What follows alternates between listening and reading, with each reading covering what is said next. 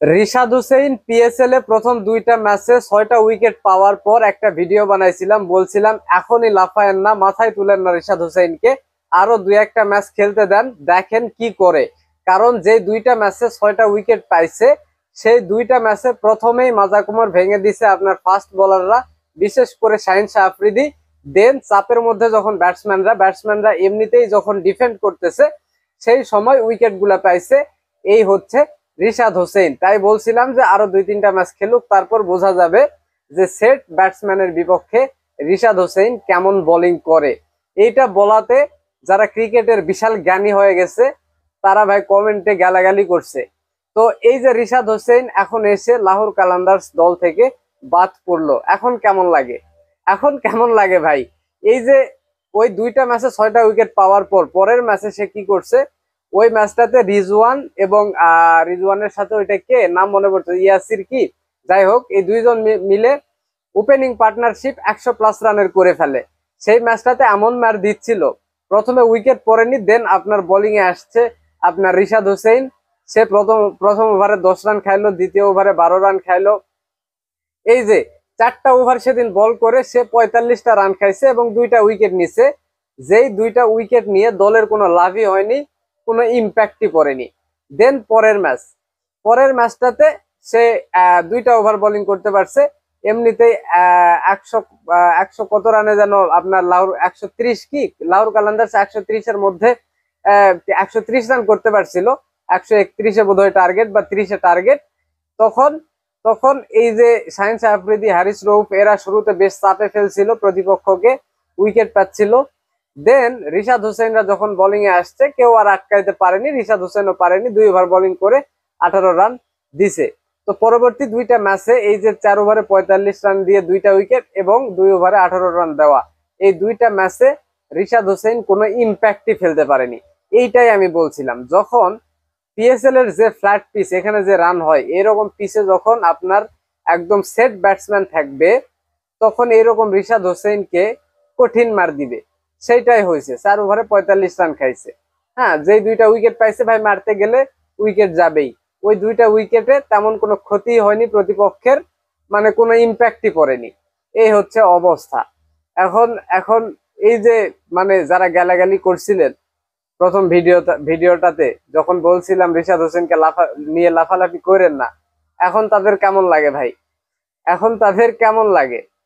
Set batsman যদি থাকে না, তাইলে যে কোনো বোলারের জন্যই বোলিং করাটা অনেকটা টাফ, রিশাদ হোসেনের জন্য আরো বেশি, কারণ সে একজন লেগ স্পিনার।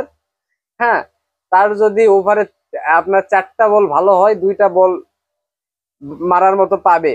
যখন ব্যাটিংরা চাপের মধ্যে থাকে, হয়তোবা ওই ওই 2টা বলও কনসিডার করবে, মারবে না, রিস্ক নিবে না। যখন সেট ব্যাটসম্যান থাকবে না, তখন ওই যে 4টা বলের ডট, মনে করেন খুবই ভালো বোলিং করছে, 4টা ডট দিছে, পরের ওই যে 2টা বল খারাপ যাবে, ওই 2টা বলে ছক্কা মেরে দিবে সেট ব্যাটসম্যানরা। ওইসব মানে কোনো কনসিডার নাই, তখন আর কোনো কনসিডার নাই। তাইলে কি হলো, 4টা বল ধরেন ডট দিল আর 2টা ছক্কা খাইলো, 1 ওভারে 12 রান। এই হচ্ছে অবস্থা। এইটা ক্রিকেট খেলা ভাই, 2টা 3টা ম্যাচ দেখে যাচাই করা ঠিক না। হ্যাঁ, কিরকম করলো পরের 2 ম্যাচ সেটা তো দেখা গেল এবং দল থেকেও বাদ পড়লো। আরেকটা যেটা বিষয় সেটা হচ্ছে, এইটা ধরেন তো মানে বাঙালিরা বেশি লাফালাফি করে, এই জন্য বললাম, এই জন্য এই কথাগুলা বললাম, এই বিষয় আলাদা। আরেকটা বিষয় হচ্ছে, এই যে বাংলাদেশি ক্রিকেটার রিশাদ হোসেন পিএসএল খেলতে গেছে, মানে বাংলাদেশি ক্রিকেটার, মানে কি বলবো, এটাকে এমন একটা প্রোডাক্ট, বুঝছেন, যার কোথাও মূল্য নাই, কোনো ফ্রাঞ্চাইজি লিগে কোনো দেশে কারো কাছে কোনো মূল্যই নাই। এই যে রিশাদ হোসেন 2 ম্যাচে 6টা উইকেট পাইছে, টোটাল 4টা ম্যাচ খেলে 8টা উইকেট পাইছে। এখন চিন্তা করে দেখেন, এইরকম performance New Zealand, Australia, south Africa, England, এইসব দলের কেউ করছে? পুরো টুর্নামেন্ট তার জন্য একদম অটো চয়েস, লাহুল কালান্দার্সে পুরো টুর্নামেন্ট অটো চয়েস, কিন্তু রিশাদ হোসেন যেহেতু বাংলাদেশি, সেহেতু বাদ পড়ছে। মানে বাংলাদেশি হলে প্রত্যেকটা ম্যাচে আপনাকে 3-4টা করে উইকেট এনে দেওয়া লাগবে, বাংলাদেশিদের জন্য এই নিয়ম। হ্যাঁ, মানে বাংলাদেশিদের পাত্তাই দিতে চায় না বাংলাদেশিদের, মানে আসলে কি বলবো, বাংলাদেশের তো ব্র্যান্ড ভ্যালু নাই। বাংলাদেশ ক্রিকেটের ব্র্যান্ড ভ্যালু নাই, বাংলাদেশের ক্রিকেটারদেরও ব্র্যান্ড ভ্যালু নাই, যার জন্য আসলে তেমন সুযোগ দিতে চায় না, তেমন সুযোগ দিতে চায় না। এই যে ধরেন আপনার কি বলে এটা, লাহোর কালান্দার্সে ধরেন আপনার টম কারান ইংল্যান্ডের খেলতেছে, ড্যারেল মিচেল খেলতেছে। তারপরে ধরেন আর একটা টিমে ওটা করাচিতে বোধহয় আপনার ডেভিড ওয়ার্নার খেলতেছে। একটা ম্যাচও ভালো করতে পারেনি ডেভিড ওয়ার্নার, একটা ম্যাচও ভালো করতে পারেনি। তাও ম্যাচের পর ম্যাচ তাকে খেলানো হচ্ছে, ম্যাচের পর ম্যাচ তাকে সুযোগ দেওয়া হচ্ছে। এখন ওই জায়গায় বাংলাদেশে কোনো ব্যাটার চিন্তা করেন, জীবনেও জীবনেও চান্স দিত না। হয়তোবা একটা ম্যাচ খারাপ করছে, আর একটা চান্স দিছে, ওইটা তো খারাপ করছে, তারপর থেকে আর দেখতে পাইতেন না। এই যে ওই টিমটাতে লিটন দাসও ছিল, লিটন দাস দেখতেন বসেই থাকতো, এই ডেভিড ওয়ার্নারকে বাদ দেওয়া হতো না ওপেনিং থেকে। কারণ ডেভিড ওয়ার্নারের একটা ব্র্যান্ড ভ্যালু আছে। যদি ডেভিড ওয়ার্নার খেলতে নামে, তাহলে পিএসএল এরও ব্র্যান্ড ভ্যালু বাড়বে, যার জন্য তাদেরকে ইউজ করে, তাদেরকে বেশি বেশি সুযোগ দেয়। বাংলাদেশিদের ক্ষেত্রে এমনটা হয় না, শুধুমাত্র এই ব্র্যান্ড ভ্যালুর জন্য। এই যে পিএসএল আইপিএল এর মধ্যে এইটাই পার্থক্য। এই যে ড্যারেল মিচেল, আপনার ডেভিড ওয়ার্নার, এরা খারাপ করলেও ম্যাচের পর ম্যাচ সুযোগ দিবে, তাদেরকে বসিয়ে রাখার কোনো ক্ষমতাই নাই পিএসএল দল মালিক গুলার বা কোচদের। মানে তারা এমন বিশাল ক্রিকেটার হয়ে গেছে, তাদেরকে দলে নেওয়াই লাগবে। মানে বাংলাদেশের যেমন এই যে এখন তৌহিদ হৃদয় হচ্ছে, তার উপর কথা বলার জো নাই। হ্যাঁ হ্যাঁ, এরকম তারা খেলবেই, তাদেরকে কখনোই বাদ দিবে না, যতই খারাপ খেলুক। আইপিএল এ জিনিসটা এমন হয় না। আপনি যত বড়, যত বিশাল দেশের আপনি ক্রিকেটার হন না কেন, খারাপ করলে আপনার জায়গা নেই, খারাপ করলে আপনার জায়গা নাই ভাই। ডেভিড ওয়ার্নারকে এইবার আইপিএল এ কেনেনি, দরকার নাই, বয়স হয়ে গেছে তোমার, তুমি যাও, তোমার তো দরকার নাই আইপিএল এ।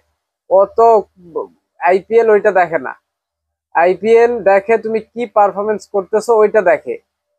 তুমি কোন দেশের ক্রিকেটার, তুমি বিশাল বড় দেশের অস্ট্রেলিয়ার ক্রিকেটার, সেই জন্য আমি ম্যাচের পর ম্যাচ তোমাকে সুযোগ দিব, তুমি রান করতে পারবে না, ওইটা আইপিএল হবে না। এই জায়গাতেই ধরেন আইপিএল, পিএসএল, বিপিএল এগুলার পার্থক্য। আইপিএল এর সাথে পিএসএল, বিপিএল, বাকি যত লিগ আছে এগুলার পার্থক্য এই জায়গাতেই। এই জন্যই আইপিএল চলে গেছে অন্য মাত্রায়। এখানে এই জন্যই কম্পিটিশন হয়, কম্পিটিশন আইপিএল এ এই জন্যই ভালো হয় যে খারাপ করলে কোনো চান্স নাই, যেই হও না কেন। অন্যান্য লিগে তেমন হয় না, বড় দেশে ক্রিকেটার বাবার একে নিয়ে আসছে, অপমান করা যাবে না, খেলানোই লাগবে যতই খারাপ করুক। এই যে এইটাই, ঠিক আছে। তো রিশাদ হোসেন তো অনেক ভালো পারফরমেন্স করছে, 4 ম্যাচে আপনার 8টা উইকেট নিছে। অন্য দেশের হলে ঠিকই খেলতো, ঠিকই খেলতো, দল থেকে কখনোই বাদ করতো না, পুরো সিজনটা অটো চয়েস হয়ে যাইতো। প্লেয়ারটা বাংলাদেশের, তাই তাকে বাদ দিছে, এটাই।